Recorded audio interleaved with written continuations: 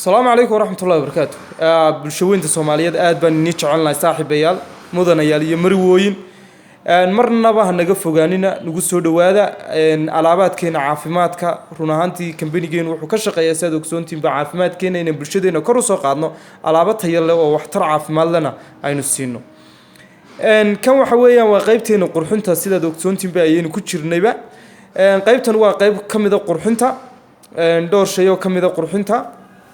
tani waxa weeye kan waa deodorant-kii waa kii kalankilooyinka la marinayay aad iyo aad buu ugu fiican yahay halka kalankilooyinka wax kala uu sameynaya ma jirto hadduu mar uu qofku marsado safe ahaanaysa dhidid iyo uru sameynaya ma jirto 24 hour iyo in ka badanba inta uu qofku marsan yahay wuxuu u baahanaya ma jirto meeshiis kalankilooyinka iyo waxyaabaadkaas oo dhan daray bay ahaanayaan macdalnaba waxa aad iyo aad ugu fiican yahay sidoo kale deodorant-nada hore uu qofku marsaday skin-kiisii madoweyay aad buu ugu fiican yahay inuu skin-ka color-koodii u soo celiyo dharka iyo shaarkii iyo dharka uu qofku xidhan yahayna wax kala ruu sameynaya ma jirto tan waxa weyn waa tooth gel-kii oo waa Colgate weeyaan aad buu milligramkeedu u weyn yahay waana aad iyo aad bay ugu fiican tahay halka ilkaha ciridka iyo sidoo kale qanjahaba aad bay u fiican tahay waana Colgate oo laga sameeyay dacar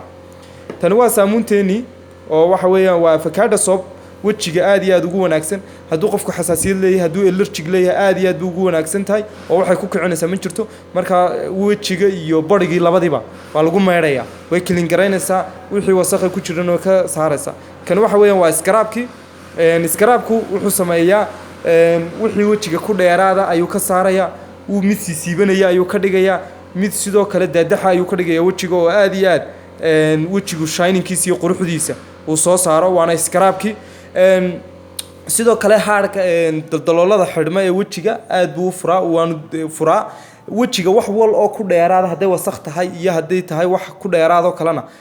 wuu ka clean gareeyaa marka waa scrub-kii kan waxa weeyaan waa aloe lotion waa lotion-keena caadiga ah waxa isticmaala dadka wajigoodu saliid leeyahay wajigoodu qoyan yahay saliidana hoos buu dhigaa sidoo kale waana u lotion dadka oo laga soomin maayo qofka hadduu wajigiisu qoyan yahay la oran maayo waxba marsan maysid adiga halka min Allaahida laga qooyay kana uu isticmaalaya kan waxa weeyaan waa aloe moisturizing lotion waxa weeyaan dadka wajigoodu daray yahay ayaa isticmaala waana moisturizing buu ka dhigayaa mid uu duxaynaya kan waa aloe sun cream waa sun protection UV rays-kiya iyo waxyaabaadka cadceedeen waa daray weeyaan marka cadceedda darayga iyo waxyaabaadkaas oo dhan buu inaga ka fargaraynaya oo uu inaga ilaalinaya xilliga badda oo kale iyo xeebaha hadaynu tagano aad